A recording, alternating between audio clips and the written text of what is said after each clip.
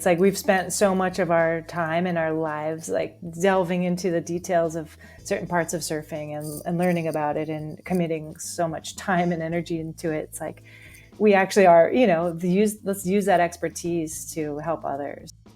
Welcome to the Surf Strong Elite Show, conversations for a healthy community. I'm your host, Greg Finch. Today we're pleased to have Julie Cox on the Surf Strong Elite Show.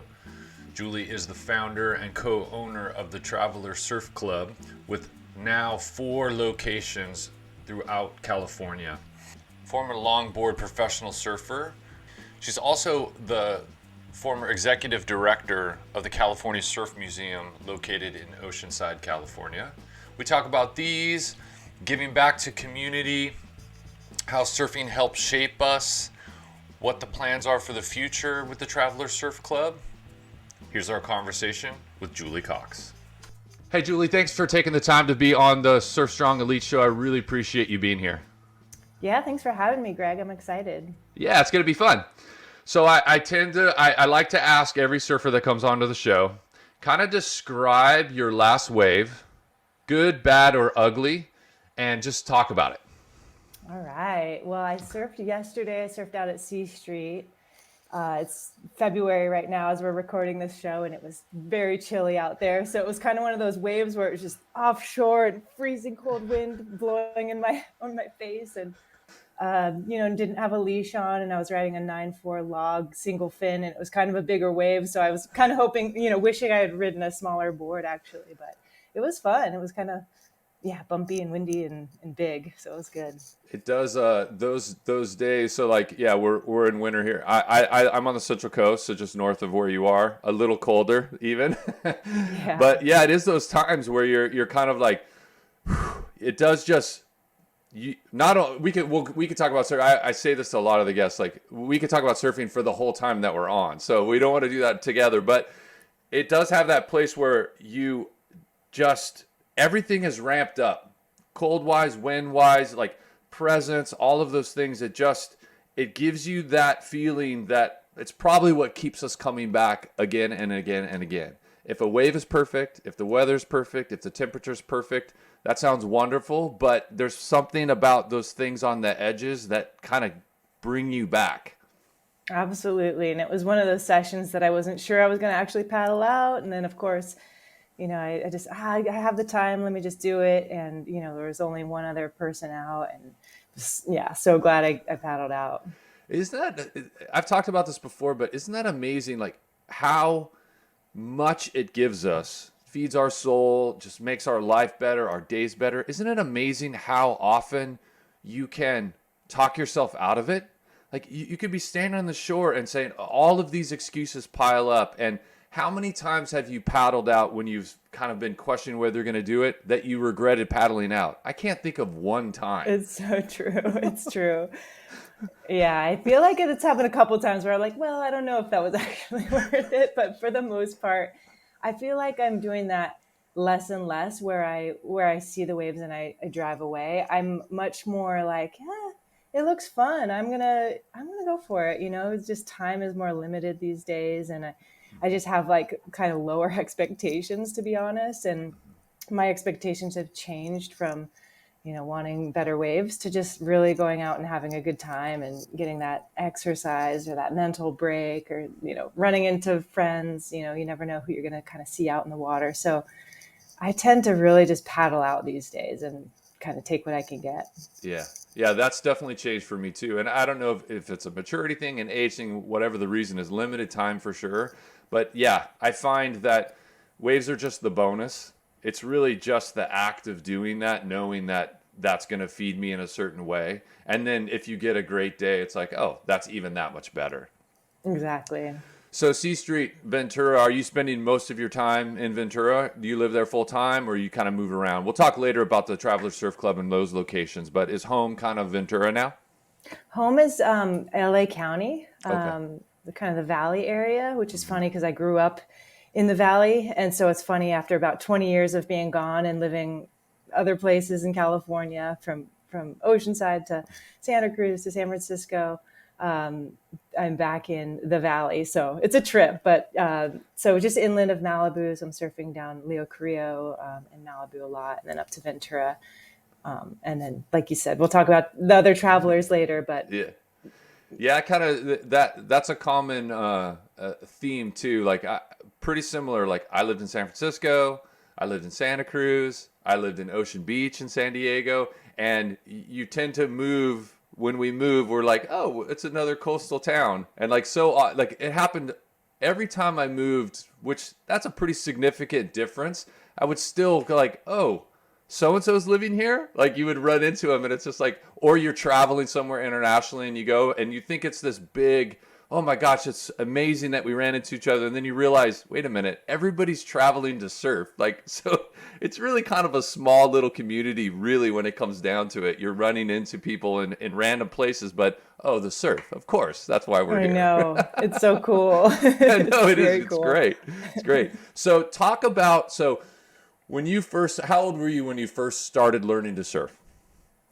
I was probably about 8 years old when I kind of like learned about it as something that you could do. I think there was like a Sports Illustrated for Kids magazine, and I remember like the Fletcher brothers being featured in it. Some photos of that Art Brewer had shot, and I was like, oh, that's really cool. And then the junior lifeguard program was just starting at Leo Carrillo State Beach. It was 1988. I was 8 years old, and that was the first year that they were doing the junior guard program. So a few of the neighborhood kids and my brother, I think, my folks signed us up, and we did junior guards, and that was kind of another way to kind of get into the ocean more and learning about all that good stuff. So I'd say 8. I Yeah. don't think I really got the hang of it until I was honestly like 15, 16 years old, Yeah. because I think just the lack of consistency. We lived 30 minutes inland, and my folks weren't surfers, or my brothers weren't even into the beach. So I would get rides from this great family across the street called the Collings family. And they were really instrumental in just like that consistency, and they had that real love for the beach. So yeah, I feel like it took me a long time and to get into it. I was riding a short board and surfing Zuma Beach, just beach break, so it wasn't until I got onto a like an 8 foot longboard and surfed kind of around Leo Carrillo and C Street. I was like, oh wait, this is much more my style, and got the driver's license, could get down there more regularly, and so then it was on after that. Yeah. Yeah. It's amazing. Like when you look back, like the persistence it takes to do something like surfing. Like a lot of the listeners are surfers, but when what it takes to actually learn the skill, which of course never ends. Like it's just that's one of the things that also brings us back. It's like you can be surfing amazing, and then the next day you surf like you've never surfed before, and you're like, what is the difference? And it's just there's so many circles turning. But when I look back, I was similar. Like I probably didn't start surfing until I was like maybe 14. Same thing. Grew up in the valley next to you, San Gabriel Valley, and it's like driving down the 605, going down, my parents would take me, but not till I got my driver's license and really started like, okay, I'm going to go down. And it's amazing how persistent you have to be to do something like that. It's just, and younger for sure. I have a couple friends that picked it up when they were older, and they just are still like, I can't believe 10 years later, I'm still just barely starting to get to this. I'm like, yeah, yeah, that's the process. Yeah, big learning curve, huh? I know, but it speaks a lot to what it must give us to go through all of that struggle for little reward in the beginning. There's just something there that just grabs onto you. So talk about the difference for like when you were a Grom back then, paddling out, and what it's like to paddle out now. What's the same and what's vastly different? You touched on it a little bit earlier, but kind of talk about that a little bit. Yeah, I think that the freedom is the same. That feeling of getting away from everything. I think when I was younger, it was freedom from my family and from my parents, and, rules and stuff like that. And I was like doing team sports and, stuff like that. So I think surfing was really this thing that I could do for myself. And same thing now. It's okay, cool, getting out in the water and just getting, even though, surfing is part of my career still with the shops, it's just still really feels like freedom, and exercise and that mental break. And then it's also so social still. I think that's really some of the things that are still similar. It's like you go down and see friends and driving to the beach with people and hanging out. I think the difference is I don't have as much of that spark of joy when I catch a wave anymore because I think it was such a cool feeling when you're younger, and you just get a little more used to that when you get older. But gosh, yeah, it's still a lot the same. Those same feelings of freedom and just being stoked. Yeah. It is definitely more like my exercise now. I think if I don't surf for a few days, I'm feeling it. And so it's become much more of instead of being just fun and doing something with friends back in the day, it's more like, okay, cool. I got to get in the water to get my muscles stronger and my head, I never knew about like meditation before, when I was younger. And now it's more like, okay, yeah, no, this is actually a really important thing for my like mental health. Yeah. So that's a great time to kind of segue into like, what does your weekly movement, health, and fitness look like? So surfing when you can, and that is one of the things that certainly with clients that I have, that's what they struggle with, of course, because surfing is a lot of the times is out of your hands. It's swell or time or what, and the windows become really smaller as we get older, more responsibilities, more commitments that we have. So this transition from I'm surfing 5-6 times a week, which is taking care of a lot of the things that we need to do, to suddenly you're down to 2-3 maybe. And what do you do out of the water to kind of stay in that surfing shape? Yeah, every morning I try to at least do like a little bit of stretching. It's usually not for very long, but just some kind of like flexibility stuff.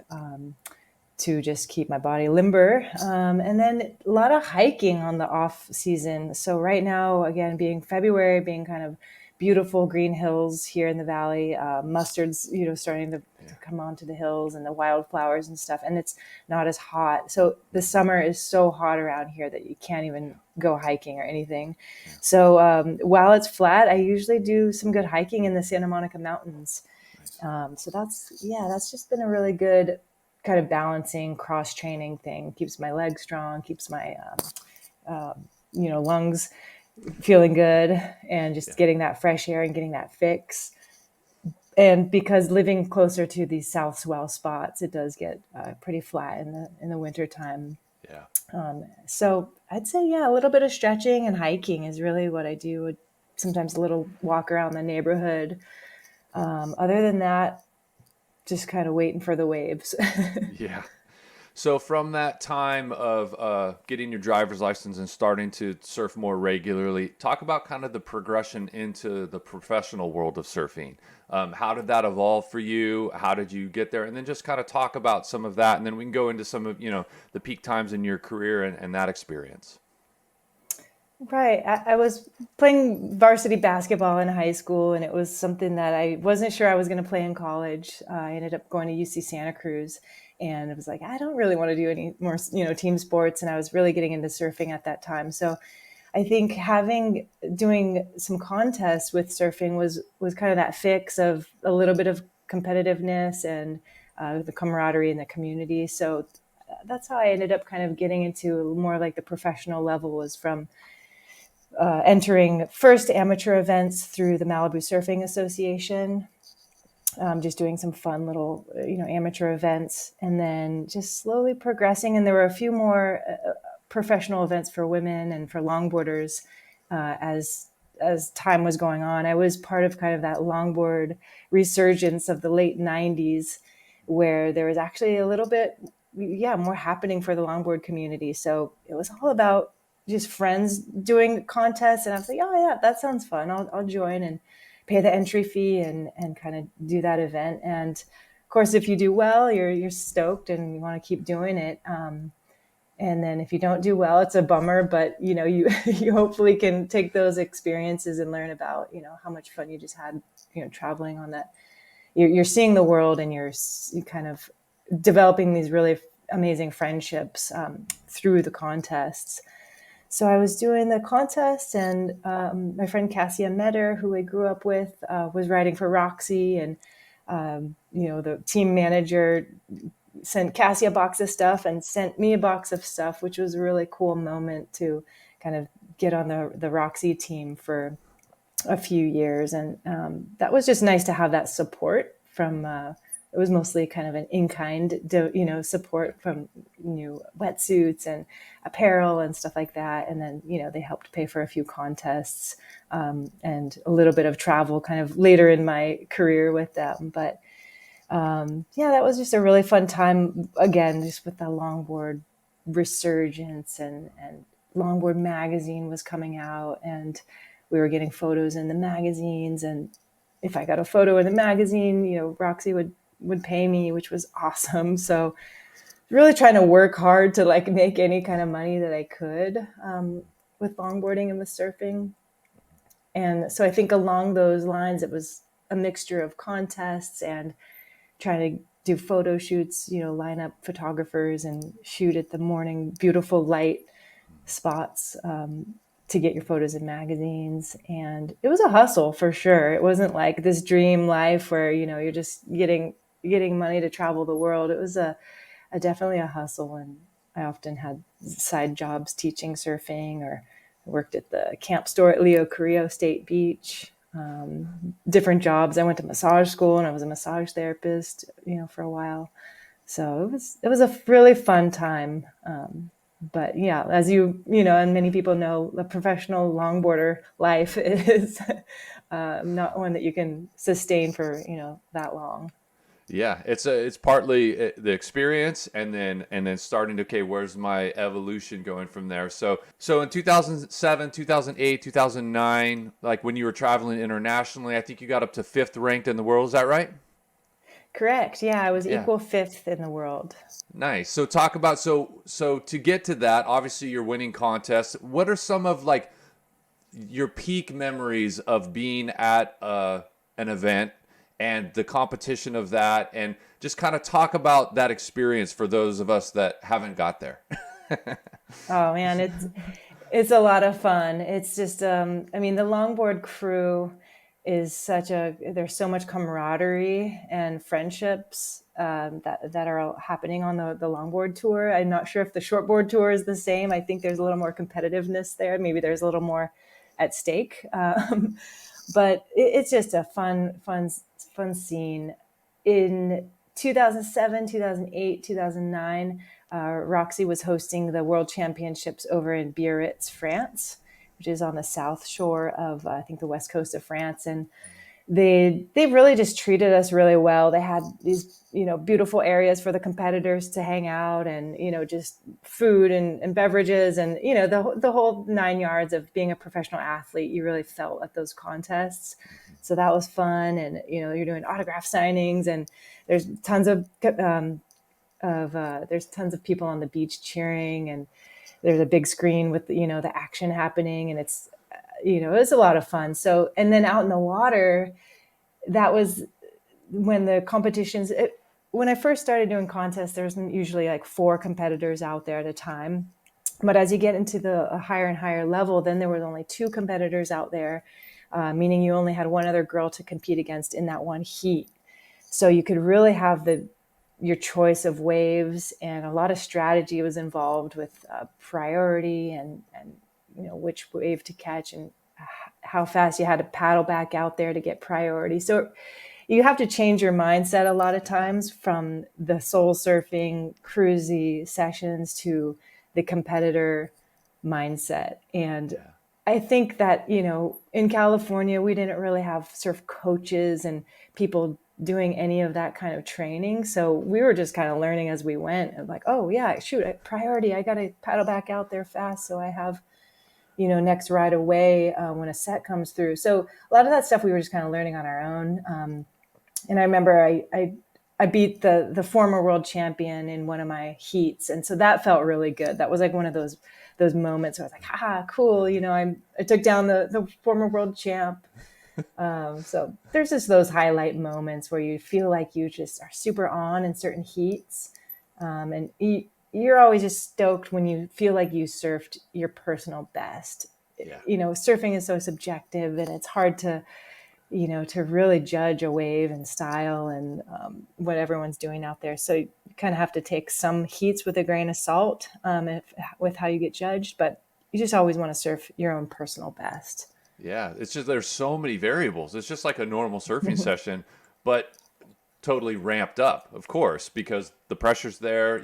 The window is really small. You have this much time, and it's like whatever sets come is what you're there. And then you talk about priority and all that stuff. It's interesting. It's also funny too. Like when you do surf your best, that it's people are experiencing that as well. It's a much much much smaller scale, but it's even just like surfing with a friend and like you have a great wave and you're not really looking, but you kind of look over your shoulder and then they're like, yeah, I saw that. And it's like, it doesn't make it better for you, but it's like you're sharing that experience, and then that's just, of course, on a world stage.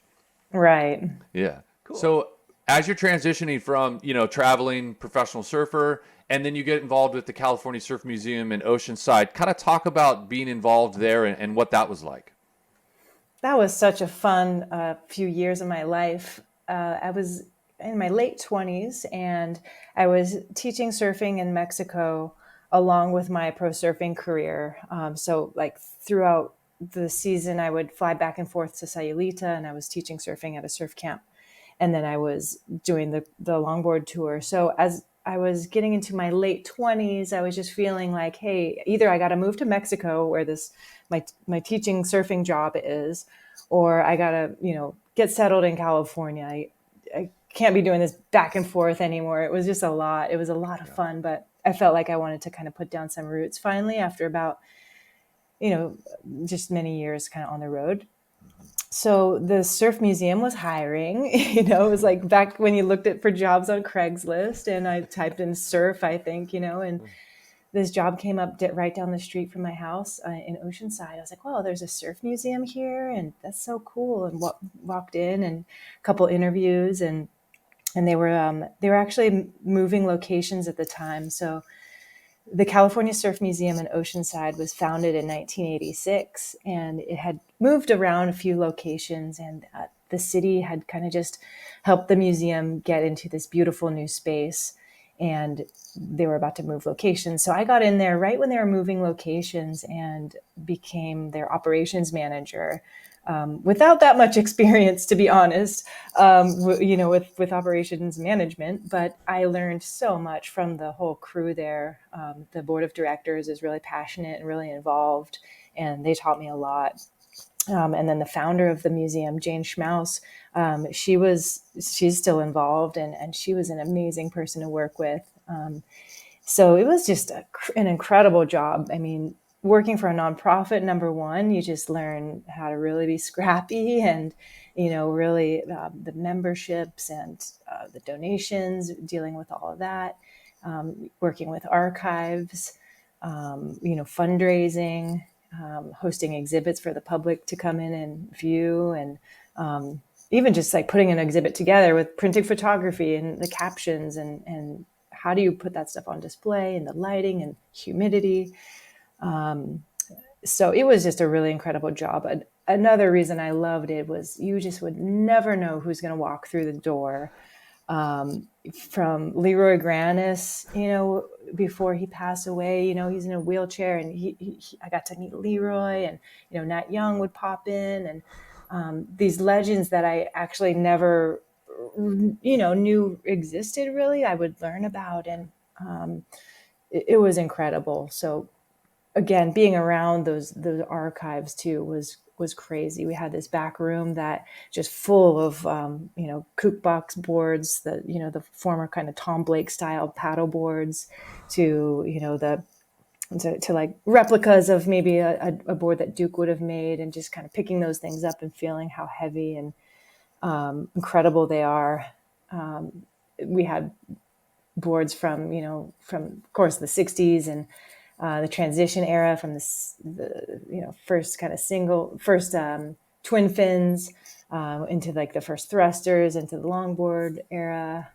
We actually had Bethany Hamilton's shark bitten board at the museum. The family had donated that when I was there, so that was a really special moment to kind of receive that board. And the bathing suit she was wearing at the time of the attack, actually. And we that's on display now, I think, permanently at the exhibit.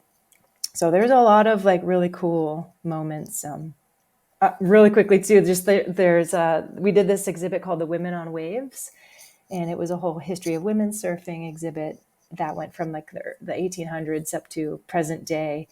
I think at the time it was, actually still today, it's Steph Gilmore is the champion. And so we had one of Steph's boards, and Nice.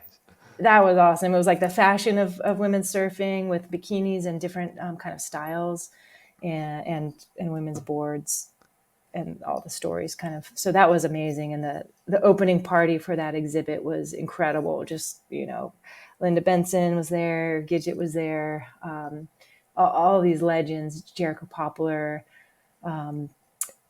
Debbie Beecham, all these amazing women were at this party. And I'm like, oh my gosh, Lisa Anderson, I was like, I'm hanging out with all these cool people. Kayla Kenley flew over from Hawaii for it. So it was insane. It was so fun. Isn't that an interesting combination of like you're present, right? You're working this job and all of these things are happening. What that influences your skills and professionalism and everything that you're going forward, that's moving forward. And then also tied to the history that's looking back. It really is bringing all of those things together in a time where we don't often have the ability to look back. Like we talk surf and we do these things, but like that was your job. That was your job, was to learn the history back and to bring that into the present and move it forward. That's great. Right. Yeah, it was awesome. It was eye-opening, the things that, that I hadn't known about. So it is important to kind of know where you came from and know the struggles and the equipment that we used to use, and even the technology, from no wetsuits to crazy thick pieces of neoprene to what we have today. It's pretty amazing. Sweaters with duct tape around them. Yeah, wool sweaters, burn a tire on the beach to get warm. Right. We've evolved and learned some things. That's good. Yeah. So before we get into all the really cool stuff happening with the Traveler Surf Club, I'd love to hear you talk a little bit about. So with your wife, you developed and launched Silver Lining brand. I think that's when you guys were still in San Francisco. And just talk about that experience. So you could talk about her background. I think she has a little bit more of a design, fashion background maybe. And just talk about those coming together and what that was like to launch a brand. And I think you even had a retail location. This is obviously kind of these precursors to all of the amazing things that you guys are doing now. Yeah, Rel starting Silver Lining was a really fun project, and again, a great learning experience to kind of learn how to design apparel, learn about factories in the U.S. and manufacturing. Her Silver Lining is an outerwear brand inspired by artwork.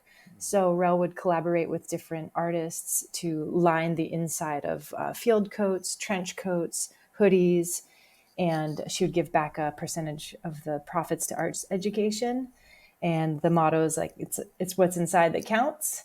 And so you'd have this beautiful like field coat jacket, and you kind of open up one of the sides and it has this beautiful, painting on the inside.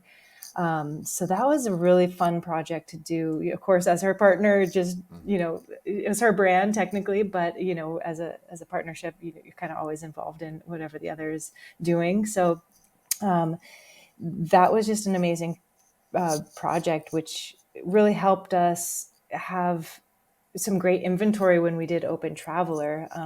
We've sold Silver Lining products throughout the 6 years that we have the Traveler location, and Rel would do a lot of pop-ups, like at Gorin Brothers, which is a hat company, and she had her product in the Whitney Museum in New York, and a lot of cool places. Did a partnership with Kusama, Kelly Ording, Jeremiah Killey, a lot of cool artists. So yeah, it was a really fun brand. She's still doing it a little bit, but she's basically come on over to Traveler full time and is working with me now 100%. But through that manufacturing process and developing relationships with the factories, it's helped us with Traveler, with making some of our own branded stuff and making masks. When COVID was just starting, we kind of had a few of the factories making the cloth masks before anyone else was doing that yet. So those So are, yeah, great. Go so ahead. let's talk about Traveler. So talk about the idea, kind of how that developed, how you guys were discussing it, how the germination of that kind of going. The origin story is great. Talk about, it's like being in a place and needing something that isn't there and filling that with Traveler. And then talk about what it took to open the doors. I mean, a retail location is not easy. Definitely not. It's a lot of, yeah, a lot of work. There's a lot of moving parts that I hadn't even thought about, didn't even know about when you're working for someone else. And I mean, I had worked for a lot of like mom and pops and small companies prior, and I gained a lot of great experience. But yeah, opening your own place is definitely something different. So the idea came about when we were living in San Francisco, and honestly, I would be surfing, Lindemar, Ocean Beach, and just jumping in my car, freezing and blasting the heater and just kind of driving home without, connecting with the community. Yeah, you could change in the parking lot and you're saying hi to people and stuff, but it's not the same as kind of growing up surfing Malibu where you're hanging out on the beach all day and getting to know everyone. So the Bay Area scene was just like cold, get in your car, drive away, schlep my board up, apartment steps, kind of dinging it on the way up the stairs, and just taking a hot shower as soon as I got home, and stashing my board in a small room in my house. There's no garage or anything, so that was part of it. Is just like wanting to fix those problems of just one community, like a place to kind of get warm and like cross paths with other like-minded folks, other ocean lovers especially. Yeah. And then two, just board storage, having somewhere near the beach that I could just stash my stuff. And I figured, hey, if I want something like this, I'm sure other folks would too. And so we opened in 2016 in Pacifica, and yeah, it's been a huge success up there, and we've expanded to a few other locations since then. But I think the origin is still very strong of kind of the need being met. The goal is to really get folks warm after they get out of the water. So we have hot outdoor showers, we have a sauna, we have this beautiful heated bench that you can sit on and just like gets up to 105 degrees. So it feels like you're in a hot tub.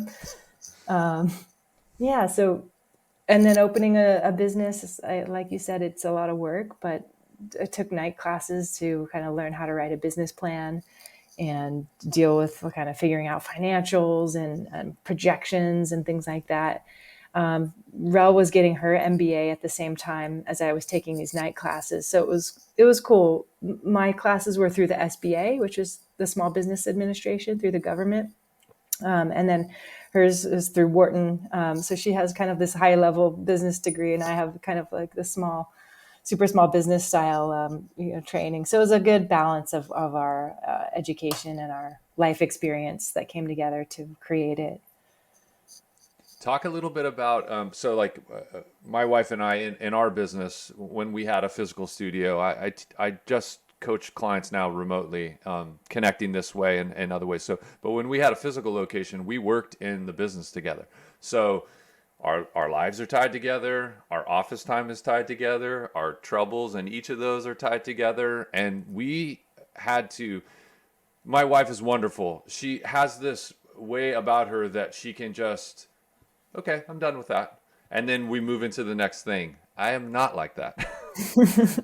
I carry those things into where I'm thinking about solving a problem. And there's probably a nice compliment there, of course. Like I'm working through something and maybe finding a solution while she's moving on to the next thing that needs to be done. There probably is a really nice compliment there.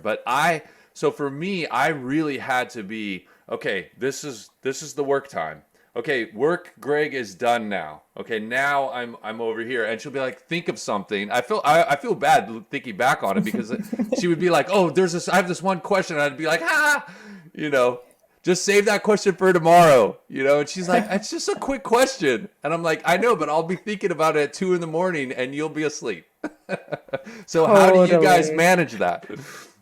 It's, yeah, you like hit the nail on the head with a lot of the same issues. It's like hanging out, like cocktail hour, sun setting, just trying to be done with work. And then we're kind of still processing through certain things or plans or ideas or dreams or whatever. So, it really doesn't ever get fully turned off. In morning walks, if we like walk around the neighborhood, it's kind of like, okay, let's talk about the day or these things that we have to do today. But I'm just so grateful. We really have like the same like end goal in mind, and our vision for the company is the same, even just on a day-to-day basis. So thankfully, like I said, like those values are aligned, and we're like working toward the same goal, which is to run a successful and fun company, with staff that's happy, and and just do something that's cool and different and grow. So thankfully, like I said, we're all on the same page. And yeah, there's definitely like struggles or like moments where we, might not agree or whatnot. But thankfully, I think now we've also kind of figured out who wears what hat. And I'm kind of more the day to day operator, where I'm like just, taking care of staff issues. And I'm the one that's at the stores a lot, working the register if someone needs a break or whatnot. And I know where everything is at the shop. And then Rels helps with kind of a lot of the visionary stuff, the design of the store, or kind of like I said, the bigger picture growth strategy. So it's a good compliment. Yeah.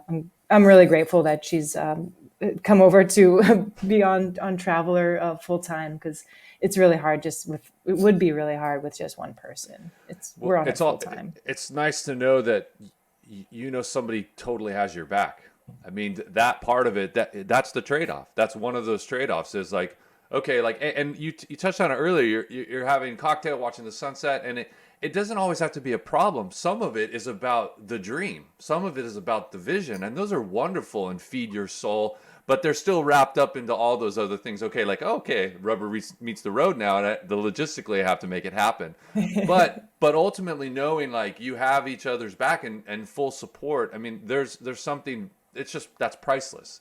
Because if you Yeah. question something and just being able to bounce that off somebody. We used to do this thing where we would do it like same thing. We would go for walks like, okay, this is a business walk. And it's like you're walking, when you're talking those things out, and being able to bounce somebody off that you totally trust that way is just it's just really priceless. So for all the success and expansion that you guys have in Traveler Surf Club, how do you kind of decide what to do and what not to do, whether that's another location or maybe an event that somebody brings to you? Like, it probably comes back to how does this fulfill our mission, right? How does it, push us forward in our goals? But how do you decide that? Because sometimes not doing something, of course, is as important as what you do. Absolutely. And that's exactly, there's so many decisions to be made in a single, hour of the day, that like you said, saying no sometimes is just as important as saying yes to certain things. So I think along the 6 years we've been in business, we've learned kind of what to maybe say no to, and what to say yes to. But we're very open to different opportunities, and saying yes to a lot of things, and kind of just seeing what comes of it.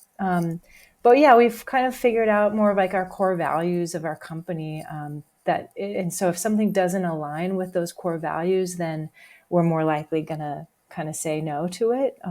Those core values are, of course, ocean loving, community, diversity and inclusion, education, good aesthetic and design, good vibes. Those are kind of part of our pillars of our business. And so, like I said, if it doesn't fit that, then we're not going to be doing it.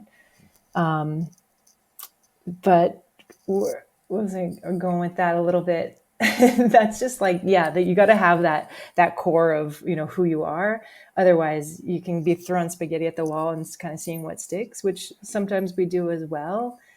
I think you just have to also be really flexible in business and kind of test things out. If it didn't work so well, hey, try it differently next time, or kind of put your energy into something else next time. But the community also really kind of tells us what we should be doing. If we did something and it wasn't that well attended, but then another event was really well attended, that's like a clear signal of like what we should be doing.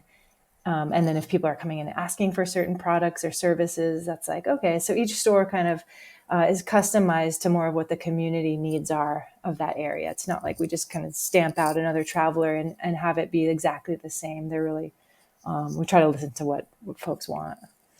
Now, are you doing like a schedule of events that are either, tied to the ocean itself or tied to the location, whether it's a speaker or, something on an educational end? Are you guys doing kind of a calendar of events or? We are, and yeah, we're trying to keep that more up to date on our website, but we have some events that are more kind of recurring throughout the year. But yeah, every store and all of our managers are really giving great input into what kind of events they want to host and see at the shops. So either we'll reach out to folks to host an event, or folks will reach out to us, and we'll kind of decide if it's a good fit or not. And then sometimes we'll just have events of kind of vendors that we work with. So coming up, we have a great surfboard shaper named Mando, and Mando is going to be doing a demo day and surfboard talk next weekend. We also have a surfboard swap meet coming up. That's going to be at our Ventura location, where we're allowing folks to bring boards and they can buy, sell, or trade. So what else do we have coming up? We've got movie nights, planned for later in the year. We've had panel discussions before with different nonprofit groups. We've hosted slideshows from different photographers, around the area. We've hosted, baker pop-ups out front, selling donuts and bread and jewelry or soap or, whatever, just to kind of have, to be a place that supports the local community and other small local businesses. And then we also, I have a lot of friends in the surf world from all my years of surfing, and a lot of those friends have built their own businesses. So a lot of the brands we carry are going to be friends of mine, that I've watched grow, and I want to support their products. Like Cassia Metter is a perfect example. She's someone I grew up surfing with, and we traveled a lot together. And her wetsuit brand is super awesome and well made. So we carry Cassia's wetsuits, and like Ashley Lloyd is another good friend of mine from growing up, and she is an amazing shaper. So we carry Ashley's boards. So it's just become this really fun community of all kinds of things happening, a big ecosystem. Through your shops, whether it's in shop or whether you're working with other people, with some of you talked about your time spent in Mexico, giving lessons and teaching surfing. Is that an aspect of a lot of the locations where you're having people coming in that really don't have a surf background and you're exposing them to this, passion that we have? Yeah, it's a bit of a mixture, of course. With our locations, we have a full range of. So let me just kind of tell you a little bit more about Traveler. We've got Sure. retail section up front with apparel and home goods and jewelry and fun kind of lifestyle products that are great for kind of life in California, or going for a picnic, or doing a little camping or van lifing. So a ton of cool products up front, including, surf gear. And then in the back of each space, we have surfboard lockers, the hot showers I was talking about, lockers to store your stuff for the day. And that's a whole membership. So folks kind of, it's like joining a gym where they can pay monthly and become a member of Traveler Surf Club, or they can do day passes. And then the other services we offer are like rental boards and wetsuits. And then we have some demo boards, like higher end fiberglass boards, so folks can try before they buy and just get a sense of different shapes or if they're traveling, they can get a nice board to rent if they're, didn't bring their board with them. And then we also do lessons. We do beginner coaching, and then we also do kind of more intermediate to advanced surf coaching. And so the beginners are definitely kind of wanting to be more exposed to surfing and kind of just dipping their toe in and getting into it. And instead of doing a big group class with other surf camps that are in the areas, we offer more one-on-one, training and coaching so that they can really get time with an instructor to go through everything instead of just kind of getting them out in the water and pushing them into waves. It's more of a, if they really want to become a surfer, we can help them get to that point. Yeah, that personal connection and that time, it allows, of course, the professional to adapt to where they are, and it gives them that, if they need more confidence, if they need more ocean awareness, those kind of things, that one-on-one or very small group just allows that to kind of evolve. And I want to go back to the surf membership component to it, so people kind of understand. If I have this correct me if I'm wrong. I think that the way that the memberships work in a level is it's not tied to like retail hours. So it's like they have access to those when they need it, whether that's 24/7 or however it is. So it's not like, oh, we open at 9, you have to surf after 9. Kind of talk a little about how that works for people. Correct. So each of our locations has accessible areas for members to grab their stuff, and be able to utilize the space after hours. So it's usually, from dawn to dusk are basically the member hours, but they, get their own code and they can access the space based on their own personal code and access their locker where their board is stored. So if you want to be a dawn patrol surfer and get out, say you got to work at 9 and we open at 9, they can come into the club at 5 a.m. and grab their board, go for a surf, grab their shower, and be out by, 8 a.m. if they need to be. And we keep track of everyone's stuff, but it's very nice because you can be very autonomous and just do your thing.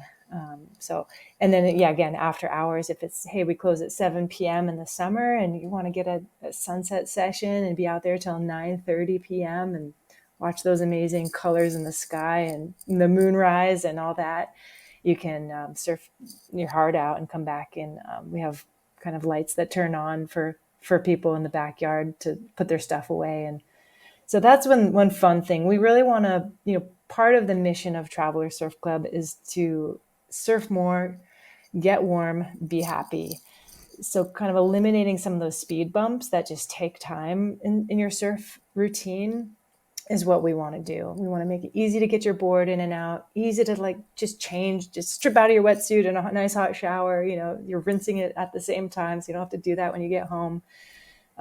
Just kind of, again, easy parking, just make it easy so you can catch more waves in your day. That all sounds great. Surf more, be warm, be happy. I think they kind of all go together. You really touched into something there. So one of the things that's interesting to me too is, opening in 2016. Obviously, you got some foundational things going. You had some momentum coming, and then 2020 hits, and you guys obviously made it through that. That's amazing. I'm sure that could be a whole nother episode just talking about, getting through those times and adapting to that. But really what I want to ask about and touch on is how your part of your mission was community before, and how just profoundly important 2020 and COVID showed the lack of that. And coming post that now where we're, able to actually start interacting a little bit more and still be safe, how critical that community component has become, and how Traveler can really provide that for people. Yeah, 2020, of course, was rough. There was the highs and lows for everyone, but the beaches were closed in LA County where our Malibu store is at. And, we couldn't, members couldn't even go surf in certain locations, or you couldn't leave the area of your house. But so that was tough in a way, but at the same time, because we kind of have this access for folks to grab their boards when the beaches did open up and folks were allowed to surf, that became their community. They literally wouldn't go anywhere else. We weren't, really supposed to be doing anything. So the surf club became their crew. And I remember just in our Malibu space, just we kind of connected and bonded with so many of our members there, because that was their social life, their exercise, their kind of only activity they were doing. So that became really important, and that whole membership really bonded with each other, because they'd be crossing paths, then see each other in the water. And yeah, it's been a really important part of who we are and what we do. And just the community is everything. And that's why I keep coming back to surf jobs. I think as we go through our life, we're like, wait, should I do something else? And, be more quote unquote, adult and get a other job, real job, quote unquote. And I'm always coming back to surfing, and it's really because of the community. I love being around ocean people, and the characters, and the excitement, and that connectivity around surfers is just something that's so important. So it's just part of, what's really important for Traveler. Yeah, it's really exciting, all the stuff that you've accomplished and all the things that are on the horizon. I mean, really, just whether it's new locations or bringing other things in, and it's pretty much just like what you said. Like, having community at the center is one for your clientele, but it's also for you in the center, and that's the way I feel. Like, I absolutely have.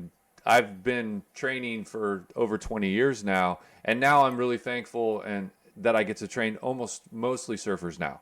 Almost all of my clients are surfers, and that connection to that, it feeds me. And I have gone through different stages where I'm like, same thing, quote unquote, real job. Like, should I be more successful, whatever that really means? And it comes back to, it's like, no, this is what the skill that I have, that I've really developed, and I get to interact in the surfing community, and it always connects me back to the ocean, which if I didn't have that, I would, there's times where you feel like, you're lost and you need to be grounded, and it's always comes back to the ocean. It's just like, just go paddle. And so to be able to do the things that we do that always have that at the center, it really does it just keeps us grounded. It keeps us this is where I'm going to be able to look forward from and decide what those next steps are. But having this foundation is the part that's the most important. Exactly. It's like we've spent so much of our time in our lives like delving into the details of certain parts of surfing, and learning about it, and committing so much time and energy into it. It's like we actually are, let's use that expertise to help others. And that's where I feel like it just makes a lot of sense to help share that knowledge that we've spent so much time figuring out. Yeah. So, okay, so I have a couple questions for you.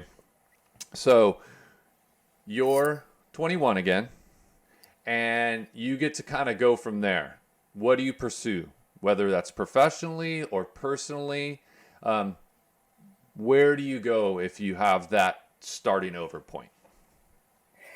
I think I would do things exactly the same way as I did them when I was 21. I mean, I had a great 20s. I was going to UC Santa Cruz. I got my degree in environmental studies. Right after college, I went to Australia for a few months, and tripped around, and New Zealand, and then I taught surfing in Mexico, and surf contests, and again traveled more places, like Cook Islands, Tahiti, Japan, Spain, France, Hawaii, California. I think I would do things exactly the same. Just all those experiences in my 20s, really 20s and then early 30s, really led to kind of where I am now. I didn't open Traveler till I was 35, and I think kind of all that time in between was so important to figure out who I was, get that experience, and then now kind of be able to focus on Traveler. And having that time traveling and moving and being able to have that experience. When I was same thing when I was in my 20s, like I traveled a lot. You compare it sometimes to other people, and you're like, oh, I didn't really travel that much. Looking over here, and then you're like over here, like, oh yeah, okay, I've traveled quite a lot. So it's really, of course, just back to your own experience. But being able to do that for myself, and you kind of touched on a little bit earlier, it is wonderful. The exposure to cultures, the exposure to different communities, the exposure to not needing that much. I mean, you go around, we come from this place of there's so much that people have, but you can't compare it to anything. So how can you really know? And then you go somewhere else and you're like, oh, this person has their family and not too much else, and they're happy. Like, what have they figured out that's the part of it? You know, it's just like you only kind of need this presence. But then the flip side of that for myself too is loving that I was able to do that. I still love to travel, and I do as much as I can, but being able to have a solid grounded place to come back to is way more important to me now than it ever was when I was in my 20s. I moved, I mean, a ridiculous amount of times all over, and it's just home was kind of wherever I was. And now it's kind of, I find that I enjoy traveling so much more now because I come back to this solid family grounded place. It's almost like the perspective of that. Do you kind of find that that's how you feel a little bit as well? Or? 100%. Yeah, I couldn't have said it better. Now, so that's my next question, which was, where's the last place you've traveled? Whether that was for surfing or just, leisure or professionally. And then where was the last place you surfed internationally? Okay, surfed internationally.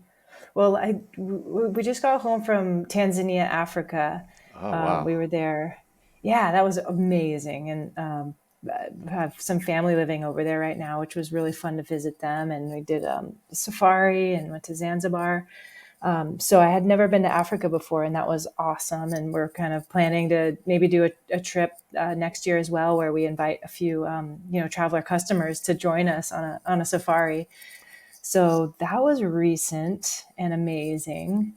And surfing internationally, man, we go to Hawaii maybe once or twice a year. And so I feel like that's like, even though it's not internationally, that's a fun place to go and just kind of catch a few waves. But I honestly love not traveling with boards anymore. I've loved to go, and if there's places where I can rent, or I don't even care, what shape the board is in really, but if I can catch a few waves or borrow a board, I'm just so grateful. And Rel's not as much of a surfer as I am, so I've been really enjoying not being so tunnel vision on surf like I was in my 20s, and being able to really like just appreciate other places in the world. And I used to travel with two longboards and like a fish in a big 10-foot coffin board bag.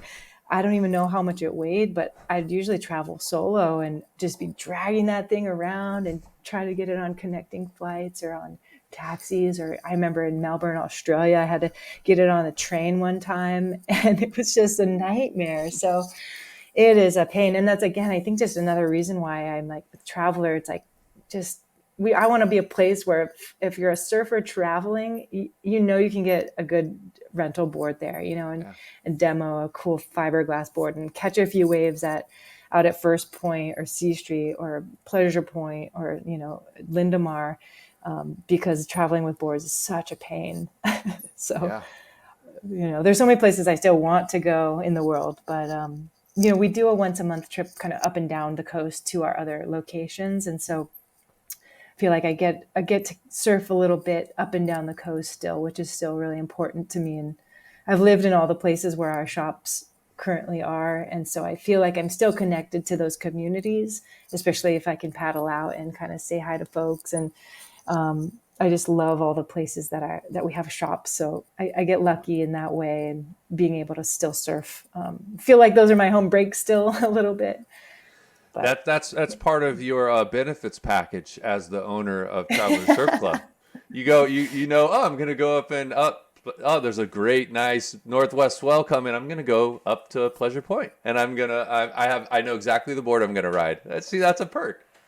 It's a total perk. I have boards at every single shop. I've got wetsuits at every shop. I, can pop in whenever. And, I got my wax and my sunscreen all set up at every place. So it's definitely like this. I pinch myself sometimes. I mean, just lucky growing up in California and kind of just I'm very grateful for everything. Yeah, I feel exactly the same for that. Even same thing, even just like 45 minutes from the beach, when you talk about like living right at the ocean, now I'm right there, bike ride away, and I am so grateful for that. But even 45 minutes away is like, no, that's reachable. I mean, Yeah. I'll still talk to people wherever I've traveled or something, talk about, oh, they'll see my boards, still traveling with that boards, and they'll be like, oh, surfing, and they're like, they have never even seen the ocean, and it's Wow. you'll have this conversation, and it's hard to, but then you step back and you go, of course, this is my experience. I'm projecting onto somebody else, and it's like their life is something completely different that I can't always connect to. So, but touched on something that you said just before. I realized that at a kind of a perfect time for me, which was traveling. I am either on a surf trip or I'm on a trip, whether it's with my family or I do really try to separate those a lot, because you can't help it. You are tunnel vision. Like, what's the swell doing? What's the wind doing? What's the tides doing? And you're just there in that moment, and you can't pull that apart. And like, here's a quick example of that, which thankfully I realized early enough. So we were on our honeymoon, and we were traveling in Europe, and we were going to be in Paris for like a week. And my wife said, oh, do you want to go down to Biarritz and see Biarritz? And we were there in the end of October. So early northwest swells coming. And I instantly, I'm like, oh my gosh, we could take the train down there. We can be in Biarritz. And then the next thought was absolutely not. I was like, no, because all I'm going to do is if there's swell, all I'm going to be doing is surfing. I'm going to be leaving my wife on the beach for 3-4 hours a day the whole time we're down there. And I was like, and I said, no. She's like, really? I'm surprised you don't want. I was like, nope, let's just stay in Paris. And it's like, Yeah. that's informed me as I've gone forward. I just got back on a trip from Ecuador, and it was like, this is just a surf trip. All I'm doing is surfing. I'm there, and then I come back to my family. And so the next trip we go, it's going to be not surf related. And it's important to separate them. Yeah, that's awesome. I know it's like I've done so much travel with surf. I'm so grateful, and I still can surf great waves any day I want at home in my regular routine. So that Yeah. when I'm traveling now, it's just like, no, I missed out on all these other cool locations, and Yeah. I don't want to be. The worst thing though is I cannot check Surfline when I'm when I'm gone, because Yeah, I just no. get the worst FOMO. Of course, it always lines up. Like, we'll be driving away, and I'll be like, "Oh, yeah, of course it's offshore, and 4 to 6 feet. Of course it is. It happens every Yeah, year. I have to take it off my phone if I'm going somewhere. I'm like, nope, don't do it. yeah, Don't that's check smart. it. So the surf is flat. You have a free afternoon. Everything at Traveler Surf Club is just hitting on all cylinders. No fires to put out. How do you spend that time to make yourself happy and fulfilled even? That's a good one, of course. Even I still probably would go down to the beach. I think just being along the water is just feels so nice, and different crew, and people aren't frothing for waves if it's flat, and so it's a different vibe down there. And then Leo Carrillo, I would go to Leo Carrillo, which is in the north part of Malibu. It's like one of my like spiritual kind of homes, and I would go for a hike probably in the hills of Leo Carrillo, or along the rocks there. And lately I've been, even if it's flat, I've been putting my mask and snorkel on and just paddling Yeah. out, and realizing I've been missing out on all this amazing like water life that I'm like, why haven't I been doing this all the time? So I've been kind of just snorkeling out there. Yeah. And then every so often, maybe a wave will come through. So I think, yeah, hiking and just kind of still being down on the water at Leo Carrillo and just like laying in the sand when I'm done with the hike. That's kind of my perfect my perfect place. That's something interesting too for people that aren't really familiar with that stretch of coast right there. They picture Malibu and the crowds and obviously Hollywood and Santa Monica, all stuff. But the Santa Monica Mountains are this experience that it feels like you're somewhere completely different. And for a lot of, we don't want to give too much away, I guess. They keep it. It's pristine, beautiful place, but it really. I mean, I'm guilty of that too. I mean, I would come through if I was going north. I would be driving the one. I'd check in all these places, maybe end up at county line, and I'd surf, and then boop, I'm gone. And like I still have only touched on very small parts of the amount of open space that's right there. I think it blows people away that there's that much open space that close to LA and Hollywood. They just don't really know about it. Yeah, I honestly didn't know there's this whole chunk that I just discovered. Like, I'm blown away. And we just did like the Sandstone Peak hike recently. It was just like a 6.5 mile hike in the Santa Monica Mountains, just above County Line. And I was like, what? This area I had never even driven to or been to growing up. So it's been fun to kind of just explore more. And like I said, without it being so hot out, Yeah. it's nice to Yeah. actually get some hiking time in before the heat comes. Yeah. Well, Julie, I want to thank you so much for your time. It's been so great talking to you, and all the stuff you guys are doing at Traveler Surf Club. It's just really great. As I go through, I'm going to have to come in and check them out. I've seen them online and see them, but those are all places that I go. I still, like, from where I am in Morro Bay, I go up to Pleasure Point definitely 3, 4, 5 times a year just to get. It's like, swell's coming. Make a overnighter up there. I'll have to come check out your spaces. They're beautifully designed, and the center at being the community and those resources, you just should be not only proud of what you're doing, but that connection for people is just something that I'm sure your customers are just giving you that feedback all the time, but it's such a core part of that experience. So congratulations on all your success and everything that's coming forward. Thank you so much, Greg. It's been really fun chatting with you. This has been a lot of fun. Thank you for tuning in to the Surf Strong Elite podcast. Everything that we touched on today will be available in the show notes. You can find those at surfstrongfit.com/podcast. Please subscribe, like, comment on this episode and all of our social media channels that you can find at surfstrongfit. It helps us reach more surfers, and that is our goal, to help surfers stay strong in the ocean till their last breath. We'll see you next time.